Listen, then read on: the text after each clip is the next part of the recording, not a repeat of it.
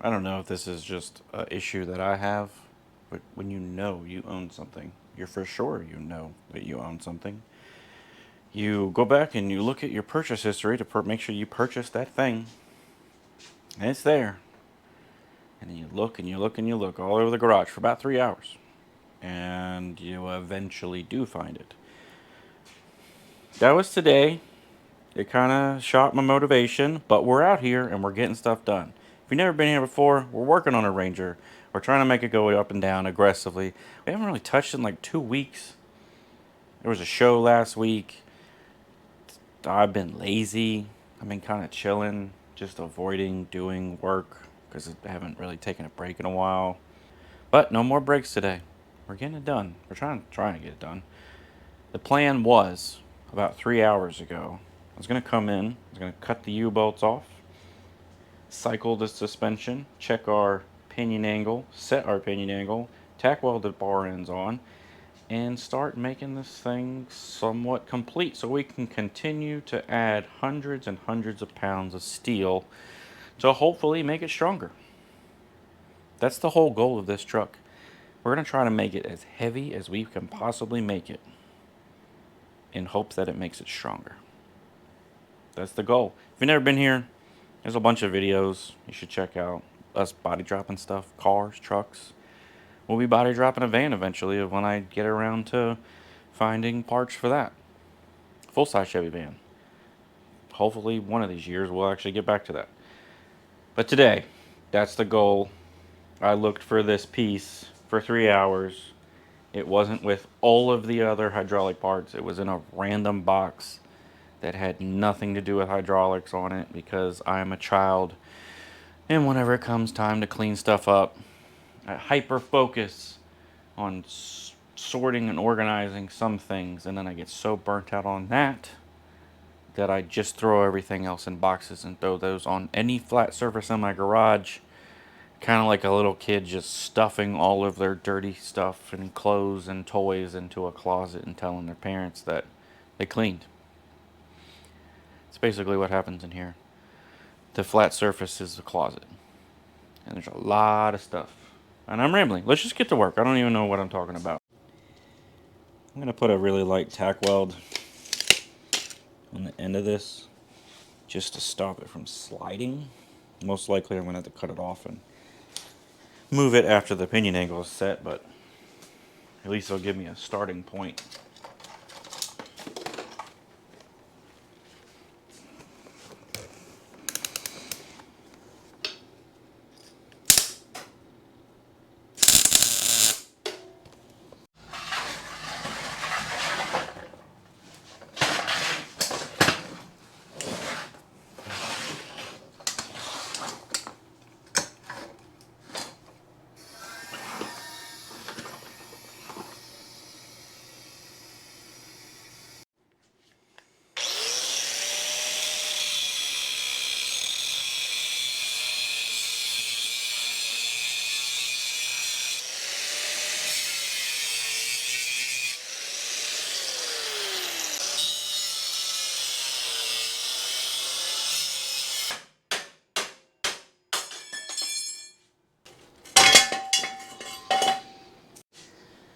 Cross your fingers and your toes.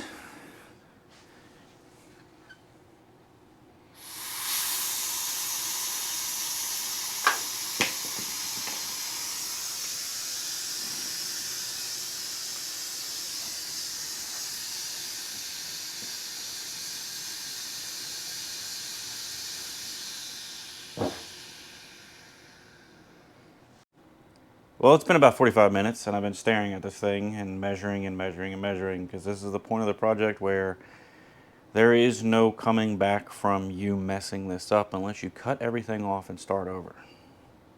I have measured from every point of this thing that I can find. If you look down the rear end, it really looks like the tabs don't line up, but they do. I ran a straight edge, which I don't know how straight a Harbor Freight yardstick or whatever this is, but I clamped it to the rear end. I have overhang on both sides. I measured that to the cab, I measured the tabs to the bar, the bar to the cab, the bars to the back, everything that I can measure to get this thing square. I put a level on it, everything is level and square. It just, I think the offset of the rear and all of the things that are going on and all of the weirdness that Ford does or did just tricks your eye to thinking that the tabs are like this. But in reality, they're not. So, we're going with it. We're going to start welding some stuff together. The pinion angle looks good now. It has a slight bend or a slight pointing down with this as low as it possibly can go. So, get my jack all the way down. It'd be nice if I could simulate more lift in the garage, but I really can't. So, this is as low as that jack will go. I got pinion up, which makes sense because as it is now, we're about, I don't even know, this would simulate like a 4-inch lift if the truck was factory, maybe more, 6-inch lift probably. The truck will go higher than this. I have a whole lot of adjustment in that front upper bar. I can move my pinion a little bit. It's not at the point where it would be binding. It has a little bit more than I'd want to. But again, I have this much more thread on that guy, and I'm okay with moving it in and out. If I don't, I'm going to have to slide my upper bar back. I don't know. I don't know what I should do. Kind of second guessing myself now. This is the part that takes a long time. This is the try to make the video worth watching, but I ended up staring at some stuff because I really don't want to cut it off again later. So if I was to move the upper bar back 1/2 inch, I think that makes more sense. I'm going to move the upper bar. I'm overthinking it. I'm going to move the upper bar, that way I don't have to adjust it, and then I still can adjust it later. If I move the upper bar about 1/2 inch back, that will give me, let's just say, 4 more degrees-ish, probably. I don't even think I have to move it that much. Just a tiny bit of moving that upper bar in and out will change the pinion drastically. I'm going to do that, so probably see you another 45 minutes or so. So the problem with this whole thing comes from the fact that the truck is going to get, let's just say, over 2 foot of lift. You got to find a happy medium. There has to be a point, unless you run your lower bars a foot under the cab and you have them extremely long, which I was trying not to do. I was still trying to make it look like a regular truck-ish. Like, I don't want it to be totally radical. Basically, the factory leaf spring hanger stopped here. I moved it roughly a foot forward. If I keep moving it and moving it, this bar has no choice but to be super, super long and underneath the truck, and then it just, there's nothing wrong with those cars. I'm not taking anything away from them. I'm just trying to avoid the look. I like the fact that it still looks like a pappy rig. I am cool with it looking like some old man used to drive it, and I slap hydraulics on it. That's what I want the appearance to look like from the outside. I don't want it to look radical, and I don't want it to be a full-time hopper because it's not really what we're trying to get after. We're trying to make something that we can enjoy and occasionally hop. I want to be able to beat the crap out of it, but I also still want to be able to drive it to the local Cars and Coffee, basically. Some kind of happy medium in between that. Hence, a 3-foot bar instead of the radical 6-foot bar or 5-foot bar. This is in between, and trying to get that much lift out of a shorter bar makes it harder. It's very easily achievable if I ran this bar basically under where my kneecaps would be. Then the suspension doesn't have to work as hard because the bars are longer and the geometry doesn't change as much. Like, let's just say when you look at a trophy truck or a pre-runner, and they get crazy lift, those arms are really long compared to this. Usually they're not little nubby guys like this. Again, happy medium. That's what we're going for. I'm rambling again. I'm going to loosen this up. Hopefully it's not a bad decision and everything kind of stays in place. And I'm going to tap it forward. We're going to take a little bit out of that pinion. I set that pinion... Oh, what are y'all doing over here? I set that pinion with the truck all the way down because it's mostly the way that I drive this thing. You're supposed to set it at half travel in a normal situation, in a normal lowrider or in a normal bag truck. Half travel is a good happy medium.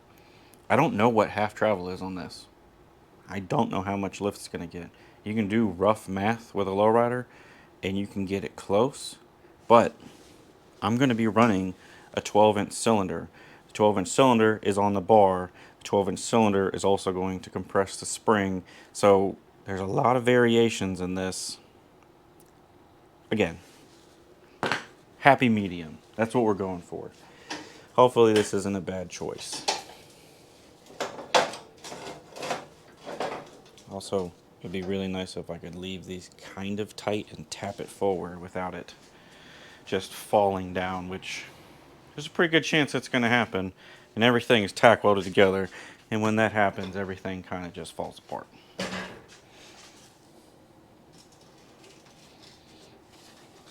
Of course, it's not even going to do that.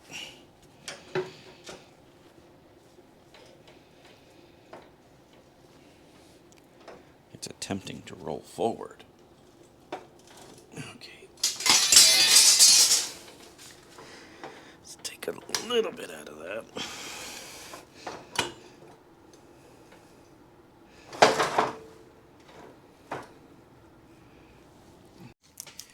So if you missed me last week, a chain of events happened.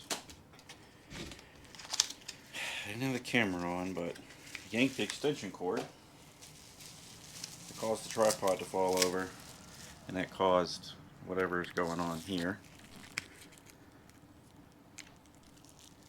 which looks about like this. And I just dropped the new one on the ground. That's pretty sweet. We're good. It didn't break. Glass residue off there.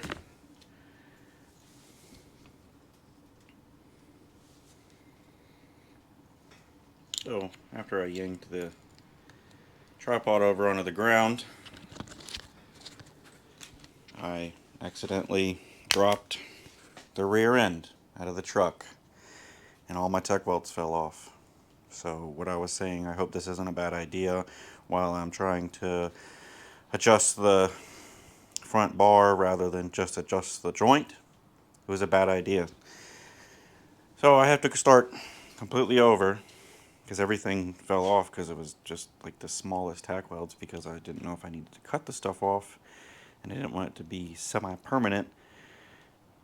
So that's where we're at. So tripod fell over, I hit the valve on the jack, the rear end twisted and slid that way because it was kind of teetering on the jack.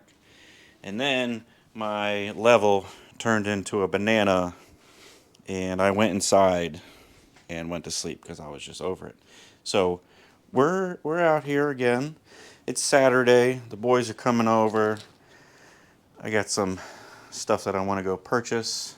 I think Justin's going to purchase one too. So I don't know how much work we're going to get done today. If not, we'll pick it back up tomorrow. It took forever for the lenses to come in, so the week's been a little delayed, but we're getting back after it. So I apologize for the inconvenience of not having a video last week. Hopefully we got something this week. I got 2 lenses. Ordered a 2-pack this time because I've been through about 10 of them on this camera and probably about 15 of them on my previous GoPro because similar incidences and welding splatter and I'm rambling. So yeah, I got to clean up today from last weekend and most likely it'll be later tonight or in the morning we'll get back to this. Well, it's the next day of the next week and I am back where I started at. Last night, Justin hung out with me and we actually got the rear end set back in place where it needs to be. We basically had all the tack welds cut off, all of the tabs pulled off. I extended and contracted threads, and I think we're good. We're literally back where the video started at, and the U-bolts are back in place. But now, the cross member has a small weld on each side. Those tabs have a small weld on them. That is all set in place. All of these tabs have healthy tack welds on them, and the U-bolts can be cut back off. I left all this stuff in here to show that it doesn't always work out. Like, I come on here every week and I try and tell you all everything that, to the best of my knowledge, is the way that you should do it. And sometimes it doesn't work out. You gotta cut it off and do it again. Like I've said like hundreds of times, it's just metal. Cut it off. If it doesn't work out, don't burn it in and set it in place if it's not right. And if you end up doing that accidentally, just cut it back off. Not a big deal, just metal. You can always just hit the junkyard. Like, if you get this rear end to the point where it is totally welded together and you have this tab off a little bit, just hit the junkyard. Get another crappy little rear end. Order some tabs and redo it. It's not that big of a deal, especially whenever you're in the stages of the truck not really being attached to other pieces of the truck.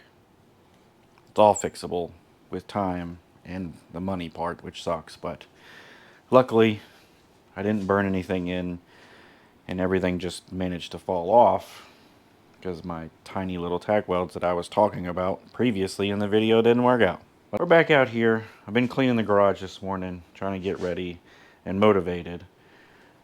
I don't normally talk about things that I do off of camera, kind of just vaguely mention things, but I'll show you all what I bought yesterday. And again, this is in no way like a brag. This is just the first thing I've ever bought brand new in my entire life that has an engine. Let me walk out here to the shed real quick. So, a couple years ago, I inherited okay, guess we're doing this in the dark. I inherited a motorcycle from my father. It has been sitting in the shed ever since. I have never done anything with it. I rode it around a little bit. I am not super comfortable with riding it because I am not an experienced rider of motorcycles. I grew up around them my whole life. I've always had dirt bikes. This is, I don't know, maybe I'm just having a midlife crisis, but I am at the point where I'm ready to start riding. I would like to start with something smaller to learn how to ride better. So, yesterday, for the first time in my life, I bought something brand new. I've never done that ever. I bought a 300. My buddy Justin bought a 300. So we are going to learn together. He's more experienced. He's been riding, continuing to ride longer than I have. I stopped riding dirt bikes and things probably around being 18, 20 years old or something like that. And I've never picked it back up. So that's what I'm doing. So this was my yesterday, hanging out at the dealership, buying something brand new. So for those of you that are interested in things like this, it's a CRF 300L, liquid cooled. It's got bells and whistles, and I will be learning. I'm not ashamed to say I'm not one of those dudes that tries to play the hardcore guy that knows everything. I don't know what I'm doing, so I bought that bike to learn so that I can eventually ride my dad's bike and feel more confident riding it because it's a larger bike. So yeah, if you ever want to see that bike after I get it roadworthy, let me know. Maybe I'll make a short video of cleaning it up. I cleaned it up, polished it, serviced it, got it 100% when I brought it home. I bought it its own sea container. As you can see, I have sea containers. And moisture set in and completely ruined the look of the bike again. It is 100% covered in mold and it is killing me. So I'll be taking it out of the shed soon. I even went to the extent of buying a soft cover for it and then putting a I put a hard cover on top of the soft cover. I put it in the thing, it's strapped up, there's no gas in it. It was fully polished and ready to go. And then I recently checked on it and all of that went to crap. And somebody is tearing stuff up down the street from my house. I don't know if y'all can hear them gunshots, but yeah. Yeah, if you want to check that out, let me know. I brought my welding jacket out here. I don't know if I've ever actually talked about these. I get them off Amazon. They're welding jackets that aren't like my old school welding jacket. It looks like a samurai coat. Highly recommend these. You can get them on Amazon for like 20 bucks. Doesn't really matter the brand. I got like 6 brands. I'm not going to try and promote a brand.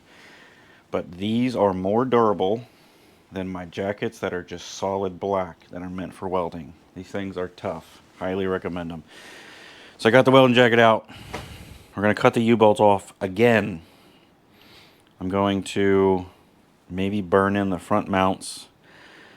I think that we're going to cycle the suspension a couple times. I added a few degrees of positive pinion angle whenever we were adjusting everything last night. That way, hopefully, the rear end isn't pointing towards the ground so much. Once all of that is done, all of this can be blown apart, and then everything can be welded. So it's not going to be a super interesting video for the remainder of the video, but hopefully it'll be a lot of welding. Hopefully I get everything off and everything looks good. I'll show y'all, I haven't shown that in a while, how I weld rear ends. It makes it a lot easier than trying to do it on the ground. We're going to take the bars off. Those can be fully welded. There's just a ton of welding that needs to be done. I don't know how much of that's going to get done today, but I'm ready to start melting some stuff together.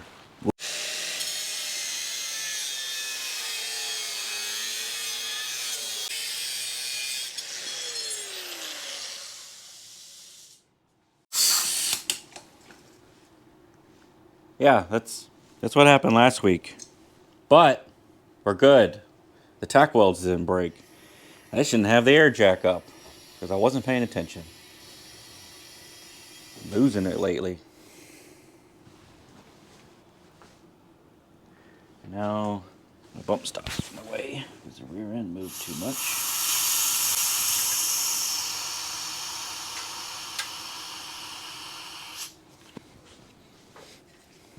At least I know I got a little bit of side to side. Let's try this again. The extension cord is nowhere near the tripod this time, so y'all are safe.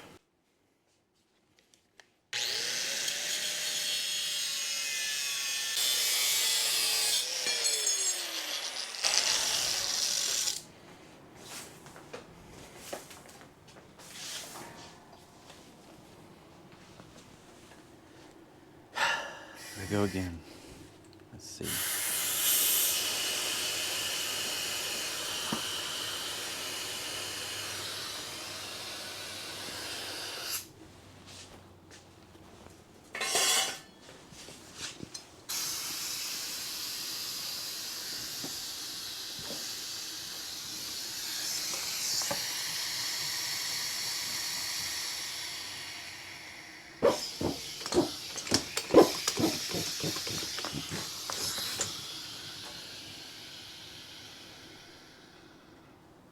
I am much happier with that pinion angle.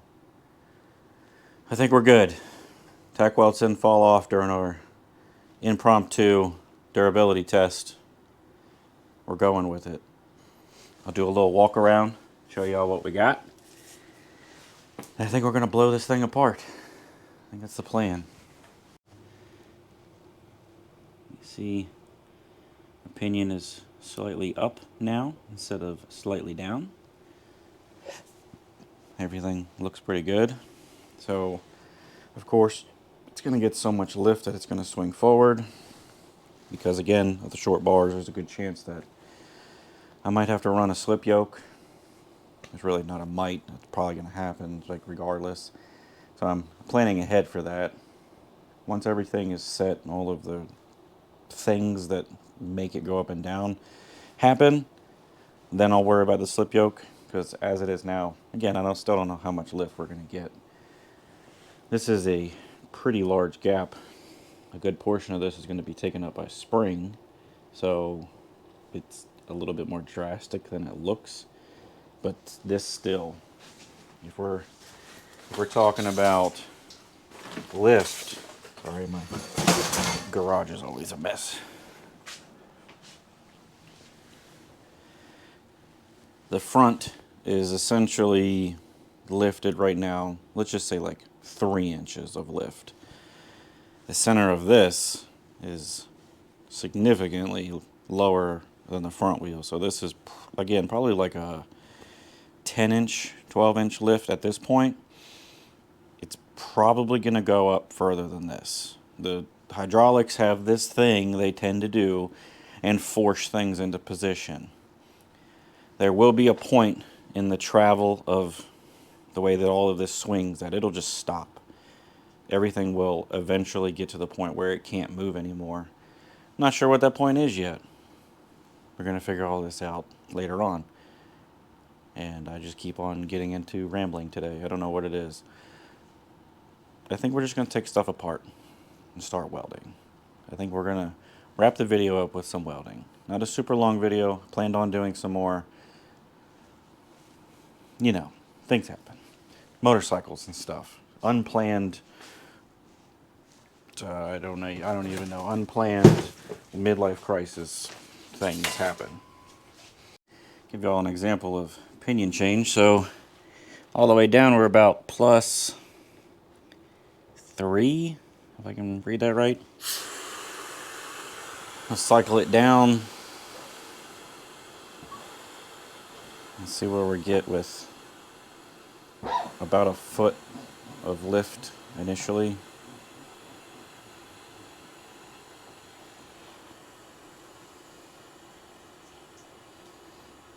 So within about 12 inches of droop or lift, we changed about 2 degrees. It's all we have for pinion change. So I'm going to call that pretty good. I am happy with that. It looks a lot better than it did last weekend.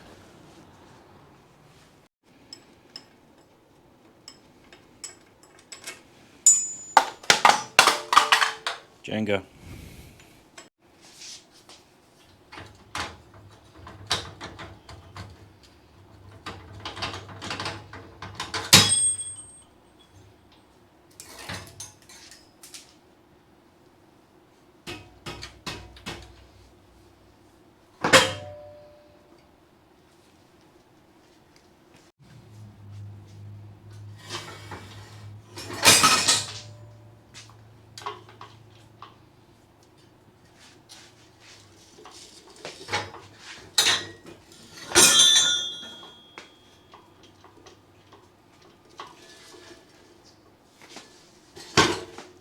Twisting. Spread my tabs open.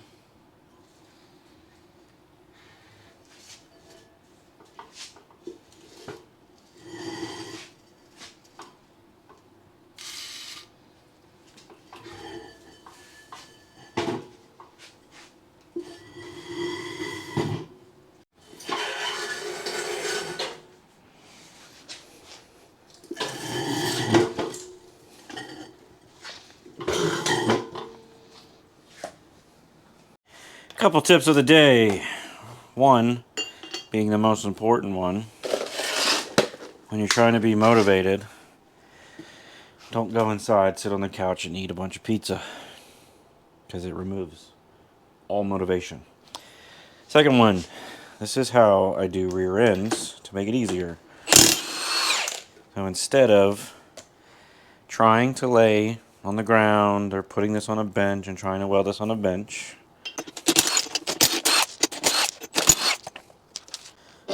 what I do, take a random old wheel. This just happens to be a kind of rare old wheel.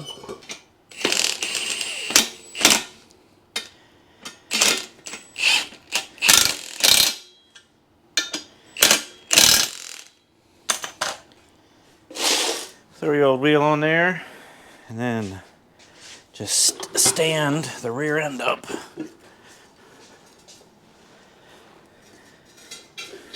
That way you have clear visibility.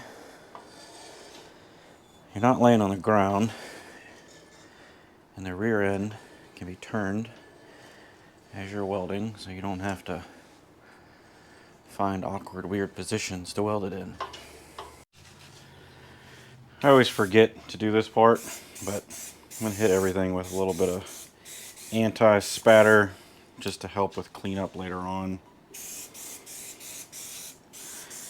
I forget to do this pretty much every time, but I remember today. Remember, when you're doing rear end work, it's best to not continuously weld the entire thing all in one sitting. I've seen it with my own eyes because I've had to fix it, and people have brought me vehicles where I've had to cut off tabs and re-weld them, like the Mazda. They have welded from one end to the other, and it curls the rear end. This is just stamped sheet metal slid into a cast iron tube with some plug welds. This is not, it's pipe on this one, whatever. Like the Mazda is literally sheet metal. These tubes will turn, they will curl, and they will get ruined pretty quickly. So what I usually try and do is bounce around a little bit. I'll come in here, maybe weld these two tabs, weld two tabs down there, on one side of course. Come over here, do a little frame welding, you know, just move it around. Try and keep the heat from warping stuff. And that's exactly what I'm doing. I don't know how far we're going to get because it's already kind of late in the day.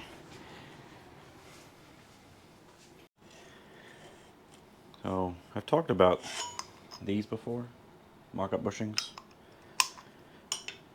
If you can afford them, I highly recommend it. So what I try to do, get the mock-up bushing in there. This is just another random bar end. Not as thick as what's on the truck, but it'll still hold the bushings. I'll get that in there. What I'll do is add, I have to see if I have a thin washer laying around. I'll add one thin washer while it's being welded to stop it from contracting too much to where you can't get the bar end back in later. Found this random thing. It's off of a piece of equipment. This is roughly 18 gauge. So slide that in there.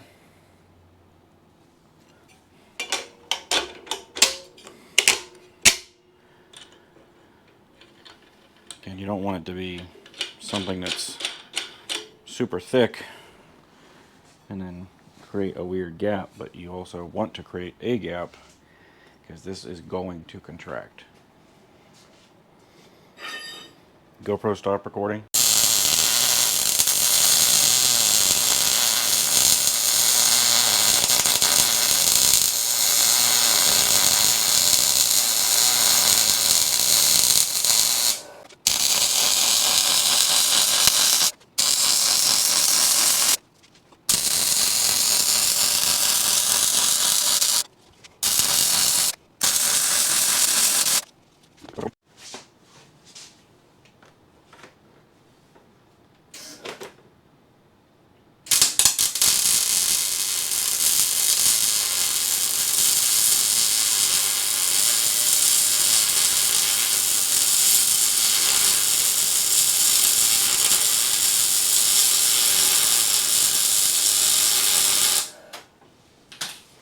Almost messed up. Well, I thought I had more of these bar ends than I do. So it's going to take a little while because I'm going to let that cool down and do some other stuff because I only have one of those bar ends to hold my spacing. I started welding that one and then realized I didn't have a bar end in there. So we're going to move on to the frame, let that cool, and this is going to take a little while.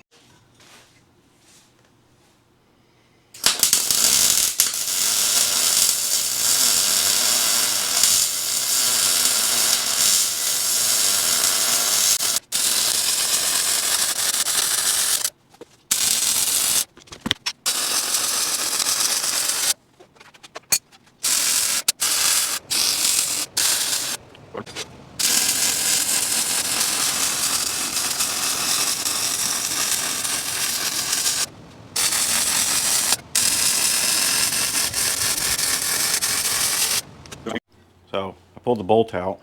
There's no hardware in this. And you saw how easy it was for me to get this in there before. And this is what I was talking about. These tabs are going to tighten up. It's going to change when I weld the other side, but just to give you an example, because I need to take this out to do the bottom tabs, or the other tabs, this is how hard it is to get it out. So now,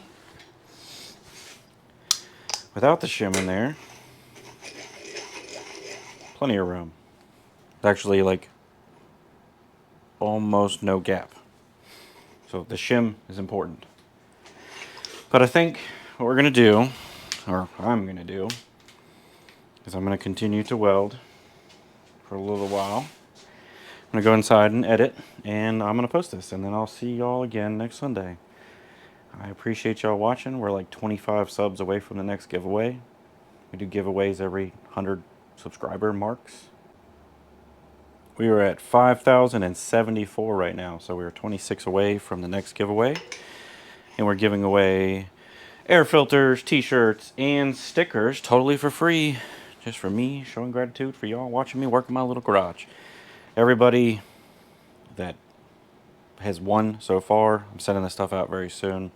I was hoping that I would hear back from somebody. Like, I'm missing, out of the 7 people or 6 people we picked last week, I've only heard from 4. So I need, if y'all know anybody that won, make sure you text them or call them and say, hey man, you have some free stuff, you just need to email somebody. So yeah, I'll see y'all next Sunday. We'll be doing some actual fabrication again. What I need to do is this whole rear end is going to get braced. It's only going to get wrapped. It's going to get strengthened. So all of this is going to have a ton more weight added to it. The frame inside out is going to get wrapped. The plates that we just welded on are going to get plated. There's going to be a lot of things. So next week we'll be making templates. We'll be cutting a lot of steel and hopefully doing a lot of welding by the end of the weekend. So check back in. I'll see you next Sunday. GoPro, stop recording.